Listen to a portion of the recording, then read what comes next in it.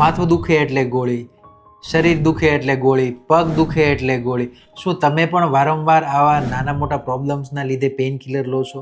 આપણને બધાને ખબર છે કે વારંવાર પેઇન કિલર લેવાથી એની કિડની પર નેગેટિવ ઇફેક્ટ આવતી હોય છે. તેમ છતાં આપણે આવી રીતે પેઇન કિલરનો દુરુપયોગ કરતા હોઈએ છીએ.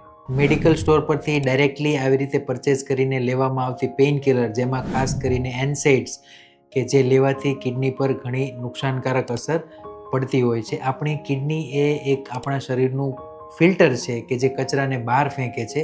આ બધી પેઇન કિલર એના પર ઘણો બધો સ્ટ્રેસ ક્રિએટ કરતી હોય છે. એનાથી ધીમે ધીમે લાંબા ગાળે કિડનીની કામ કરવાની ક્ષમતા પર પણ અસર પડતી હોય છે. મેડિકલ ભાષામાં આને એનાલ્જેસિક નેફ્રોપેથી કહેવામાં આવે છે.